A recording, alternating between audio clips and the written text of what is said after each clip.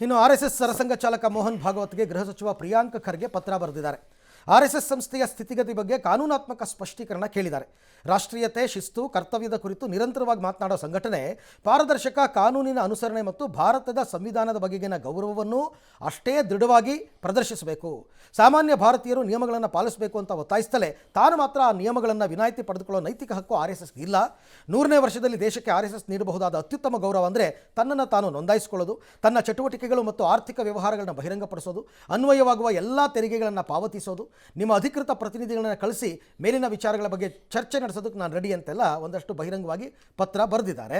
ಇನ್ನು ಮೋಹನ್ ಭಾಗವತ್ ಅವರು ಅದಕ್ಕೆ ಉತ್ತರ ಕೊಟ್ಟು ಇದಕ್ಕೆಲ್ಲ ಉತ್ತರ ಕೊಡುವಂತಹದ್ದು ಏನಿಲ್ಲ, ಎಲ್ಲ ರಹಸ್ಯವಾಗೂ ಇಲ್ಲ, ಬಹಿರಂಗವಾಗಿ ನಡೀತಾ ಇದೆ ಅಂತ ಹೇಳಿದ್ದಾರೆ. ಈ ಮಧ್ಯೆ ಆರ್ಎಸ್ಎಸ್ ಮುಖ್ಯಸ್ಥ ಮೋಹನ್ ಭಾಗವತ್ ಭಾಗಿಯಾಗಿದ್ದ ಆರ್ಎಸ್ಎಸ್ ಶತಮಾನೋತ್ಸವ ಕಾರ್ಯಕ್ರಮದಲ್ಲಿ ವಿ ಕುಲಪತಿಗಳು ಪಾಲ್ಗೊಂಡರು. ಇವರೆಲ್ಲ ಕ್ಷಮೆ ಕೇಳಬೇಕು ಅಂತ Kerala CM V D Satheesan ಆಗ್ರಹಿಸಿದ್ದಾರೆ. ಸತೀಶನ್ ಅವರದು ಜಾತ್ಯತೀತೆ ಬೂಟಾಟಿಕೆ ನಾಯಕ ಅಂತ ಕೇರಳ ಬಿಜೆಪಿ ಕಿಡಿಕಾರಿ. ಅನುಮಾನನೇ ಇಲ್ಲ, ಬೂಟಾಟಿಕೆನೇ. ಯಾಕೆ ಬೂಟಾಟಿಕೆ ಆಗಬಾರ್ದು? ಈಗ RSS ಕಾರ್ಯಕ್ರಮದಲ್ಲಿ ಹೋಗಬಾರ್ದು ಅಂತ ಎಲ್ಲಿ ಕಾನೂನಿದೆ? ಕಾನೂನಿಲ್ಲ. ಮತ್ತು ಯಾಕೆ ಹೋಗಬಾರ್ದು? ಓಕೆ, ಬ್ಯಾನ್ ಆಗಿದೆಯಾ? ಇಲ್ಲ. ಮತ್ತು ಯಾಕೆ ಹೋಗಬಾರ್ದು? ಹೌದು, ಏನಕ್ಕೆ ಹೋಗಬಾರ್ದು ಹಂಗಾರೆ? ಒಂದದು. ಒಂದು ವೇಳೆ ಹೋದರೆ ನಿಮ್ಗೆ ಆಗುವ ಲಾಸ್ ಏನು?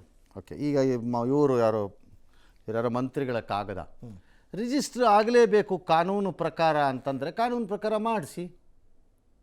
ಅಲ್ಲ ಸರ್, ಇವಾಗ ನಿಮಗೆ ಮಾಡೋಕ್ಕೆ ಹಕ್ಕಿಲ್ಲ ಅಂತಂದರೆ ಬಿಡಿ, ಅದು ಅವ್ರ ಇಷ್ಟ. ಹಂಗಾಗತ್ತಾ ಸರ್? ಎಲ್ರಿಗೂ ಕಾನೂನು ಒಂದೇ ಆಗಬೇಕಲ್ವ? ಅಲ್ಲ ರೀ, ಅದನ್ನು ರಿಜಿಸ್ಟರ್ ಮಾಡಿಸಿ ಹಂಗಾರೆ ಕಾನೂನು ಪ್ರಕಾರ. ಕಾನೂನು ಇದ್ದರೆ ನೀವೇ ಮಾಡಿ ಕತೆ ಕಾಯ್ತಾ ಇದ್ರೆ 10 ವರ್ಷ ಅಧಿಕಾರದಲ್ಲಿ ಇದ್ದಾಗ ನೀವೇ ಇದ್ರಲ್ಲ, ನೀವೇ ಇದ್ರಲ್ಲಪ್ಪ ಕೇಂದ್ರದಲ್ಲಿ.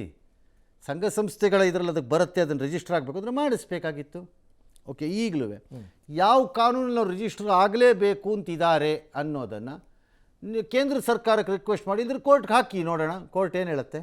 ಅಲ್ಲ, ಈ ಹಿಂದೆ ಆಗಿದೆಯಂತಲ್ಲ ಸರ್ ಈ ಥರ ಎಲ್ಲ, ಕೋರ್ಟ್ಗೆ ಹೋಗಿರೋದು ಅಥವಾ ಇವ್ರನ್ನ ಬ್ಯಾನ್ ಮಾಡಿರೋದು. ಆರ್ ಎಸ್ ಎಸ್ ಬ್ಯಾನ್ ಮಾಡಿರೋದು ಆಗಿದೆ, ರಿಜಿಸ್ಟ್ರೇಷನ್ದು ಹೋಗಿಲ್ಲ, ಯಾರು ಕೇಳೂ ಇರಲಿಲ್ಲ, ಅದಾಗೂ ಇಲ್ಲ. ಅದಾಗಲೇಬೇಕು ಅಂದರೆ ಅಂಡರ್ ಯಾವ ಕಾನೂನಲ್ಲಿ ಇಂಥ ಘನತೆವೆತ್ತ ಮಂತ್ರಿಗಳು ಕೋರ್ಟ್ಗೆ ಹಾಕ್ಸಿ. ನೀವೇ ಹೇಳಿದ್ರಲ್ಲ ಮೊನ್ನೆ, ಬಡವರು ಭೂಮಿನ ಕಳ್ಕೊತಾ ಇದ್ದಾಗ ನೀವೇ ಹೇಳಿದ್ರಲ್ಲಪ್ಪ, ದೊಡ್ಡ ಮನುಷ್ಯ, ಜೀವನದಲ್ಲಿ ಕಷ್ಟಪಟ್ಟು ಅನುಭವಿಸಿರೋರು ನೀವು, ಕೂಲಿ ಮೂಟೆ ಒತ್ತಿದ್ದೀರಿ ನೀವು ಮಾತ್ರ. ನೀವೇ ಹೇಳಿದ್ರಿ ಕಾನೂನು ಪ್ರಕಾರ ಫೈಟ್ ಮಾಡ್ಕೊಳ್ಳಿ ಬಿಡಿ ಅಂತ. ಹೌದು, ಹೇಳಿದ್ರಿ. ಇಲ್ಲೂ ಕಾನೂನು ಪ್ರಕಾರನೇ ಫೈಟ್ ಮಾಡಿ. ಈ ಬುರುಡೆ ಯಾಕೆ ಬರೀ ಟಿ ವಿ ಮುಂದೆ ಯಾಕೆ ಮಾಡ್ತೀರಿ?